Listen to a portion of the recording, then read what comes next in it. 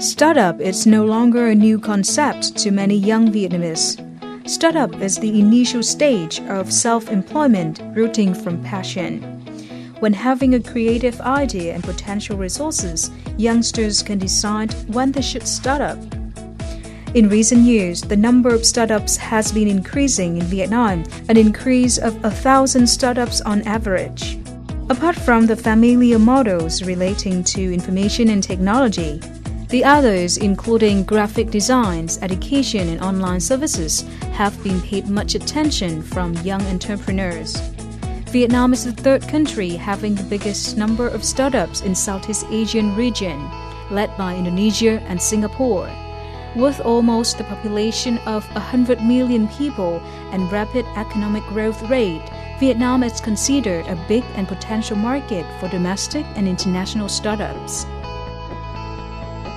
We will find out more about the development of startup in Vietnam through the conversation with Sharing Vietnam's guest today, and discover two examples of young startups in Vietnam.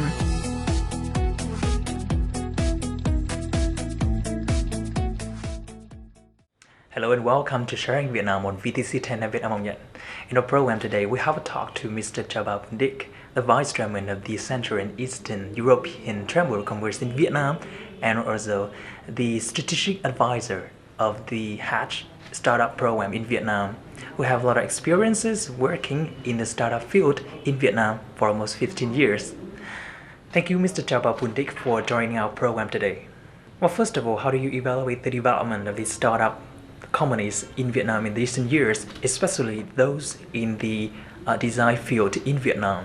I can see a lot of positive changes back to a few years, and we can see that every year we have more and more startups joining, both for the exhibition and both for the competition. And the quality of the startups year by year, we can see that it's getting better prepared, more reasonable, both in terms of quality and quantity. So we can see a lot of positive impacts, especially in the design field. It's good to see that we have more kind of creative companies. Creative in this field means the competitiveness is the key question in this area. So if you have a startup, the main question is what you know better than anyone else.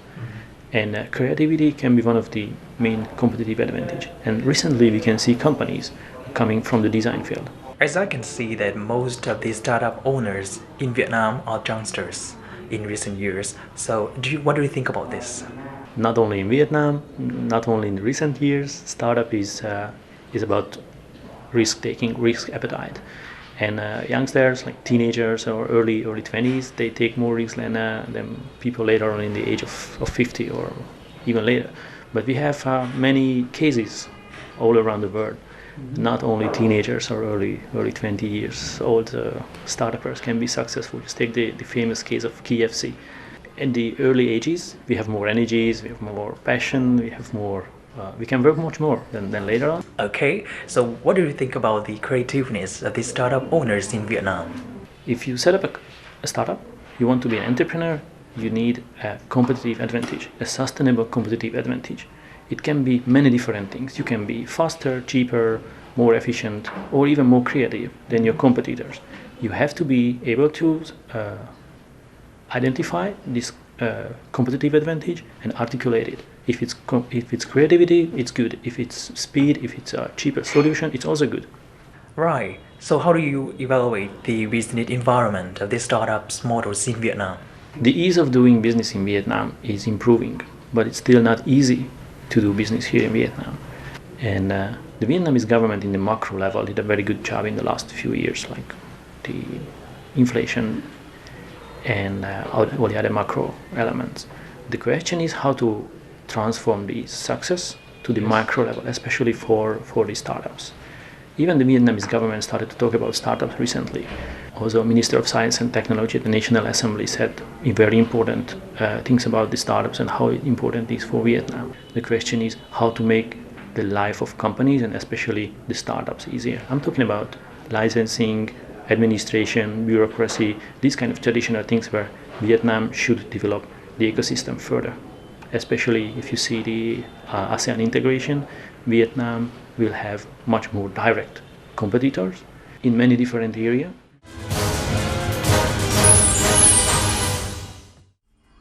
That is the meeting of youngsters working at Slide Factory startup, INV Group Communications and Creative Joint Stock Company. Slide Factory provides design and consultant service for creative presentations. Through the design and content-based thinking, Slide Factory wants to build persuasive and aesthetic presentations with communication effectiveness. Besides, the startup also hosts training courses for youngsters and businesses. Hiện tại thì trên thế giới thì cũng có khoảng 30 agency làm về lĩnh vực này. Nó cũng chỉ là thị trường mới nổi. Mình bắt đầu bén duyên với cả thị trường này từ 5 năm trước khi mà mình cũng có một số vấn đề liên quan đến việc trình bày ý tưởng. Sau đó mình thấy rất là tò mò, mình rất là đau đáu về nó và mình nghĩ là đơn giản mình chỉ muốn học về nó để mình tìm hiểu câu trả lời thôi. Mô hình này ở Việt Nam là mô hình mới và cái khó khăn đầu tiên khi làm bất kỳ một cái mới theo cá nhân mình đó là vấn đề về nhân sự. Bởi vì điều quan trọng nhất của mình tâm niệm đó là phải có nhân sự tốt, nhân sự tâm huyết với dự án thì mọi thứ mới thành công được. Up to now, Slide Factory has held more than 20 courses for almost 500 students and other training courses for NGOs and businesses in Hanoi. Moreover, Slide Factory consulted various corporations and speakers. Mình nhận ra sau khi mà mình phát triển cái thị trường về đào tạo của mảng này thì khách hàng lại có rất là nhiều những nhu cầu khác nhau. Và từ đó thì mình có phát triển ra 3 thương hiệu khác. Giống như R&B Presentation thì dành cho dịch vụ thiết kế và tư vấn. Slideathon là một chương trình xã hội để mình có thể thúc đẩy những cái giá trị của thiết kế từ học viên của mình, kết nối các cộng đồng design. Và cuối cùng là một cái ý tưởng mới là pitchidea.guru là một trang mình định hướng sẽ trở thành một cái nơi viết về ngành và để mọi người có thể, từng cá nhân có thể học hỏi được từng cái kỹ năng chi tiết. The second startup is Color Me. That is a design course for people from different status, lasting for a month. It aims to create designing course from basic to advanced level. The owner of this startup is a 20 years old boy who is currently a student of FPT University. 8 tháng trước thì em đã bảo lưu một khóa học trên trường để về xem những cái nhu cầu của bạn học sinh, sinh viên ở Hà Nội là gì. Và em bắt đầu phát hiện ra rằng các bạn rất thiếu rất nhiều những kỹ năng mềm, trong đó kỹ năng quan trọng nhất là kỹ năng thiết kế. Tuy nhiên những khóa học mà thiết kế ở trên thị trường, thứ nhất là nó rất là chuyên sâu, và thứ hai nó khá là đắt với các bạn sinh viên. Vì vậy em nghĩ ra là liệu mình có thể mở ra một lớp học thiết kế với một mức giá vừa phải và nó kéo dài trong khoảng 1 tháng hay không, để các bạn có thể tự học và tự tay làm được những điều mà em vừa kể trên. One of the students of Color Me is Hướng. To enhance her study, Zhang decided to improve her designing skills. After attending advanced courses, she became the teacher of Color Me. Ban đầu thì là em được sự giới thiệu của bạn bè nên là em tìm đến Color Me. Thì em may mắn là em đã trải qua gần như là 2 khóa học của Color Me. Vì em đang là học truyền thông quốc tế của Học viện Ngoại giao, cho nên là cái kỹ năng cần làm một cái CV hoặc là kỹ năng thiết kế em nghĩ là rất là quan trọng và rất là hữu ích. After only 8 months of operation, the number of students has increased to 1,100 people. Each month, Color Me has about 200 students on average. This startup has main office in Hanoi and one branch in Haiphong. Building a management system for teachers and online services for students creates a competitive advantage for this startup. Thực sự thì khi còn là sinh viên và nằm trên ghế nhà trường ấy, thì số lượng kỹ năng và kiến thức của em chưa quá nhiều để em có thể tự tin mở ra một cái mô hình startup. Tuy nhiên thì lúc ấy em được sự ủng hộ của mọi người cũng như là rất là liều khi bắt đầu một cái mô hình này. Và khi mà mình thực sự quan tâm đến sản phẩm và biết rằng mình đang làm đúng ấy, thì chắc chắn mô hình của mình sẽ hoạt động. These are two typical examples of young startups in Vietnam. In addition to the development of technology, open market, and passion, these young and energetic generations will have countless opportunities and advantages when Vietnam has been fostering the global integration.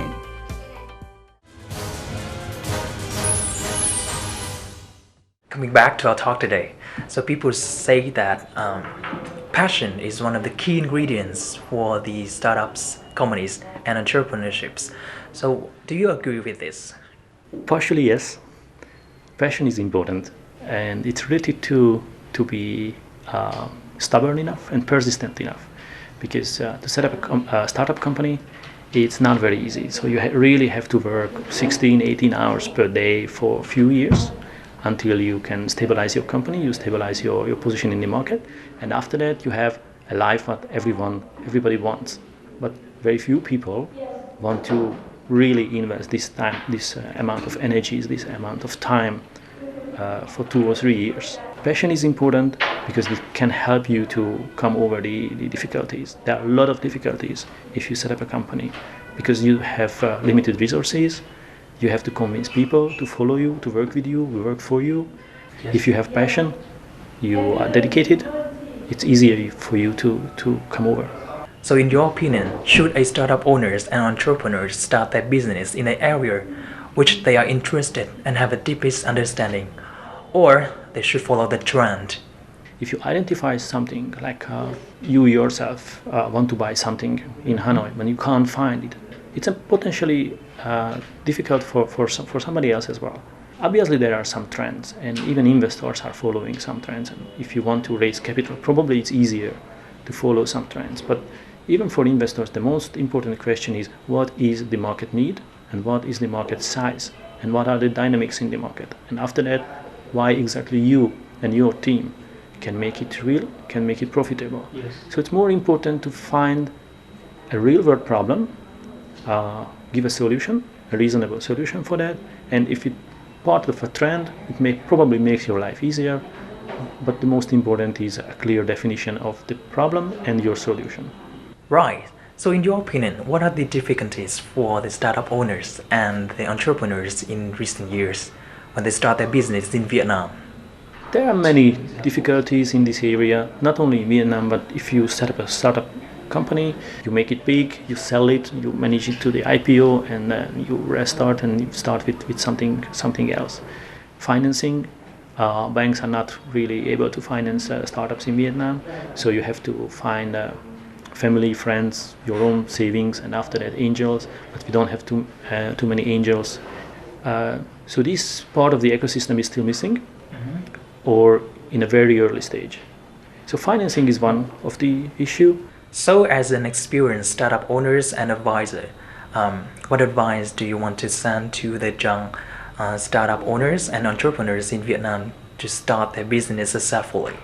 First advice is never give up. And the second is whatever negative comments you hear about parents or former college classmates join the big companies, state-owned companies, don't listen to them, because if you work enough and you are lucky enough and you are strong enough, your life will be more successful than their life. To be an entrepreneur, it can be rewarding. Your life can be much more free, much more enjoyable than if you join a startup, multinational company or a state-owned company.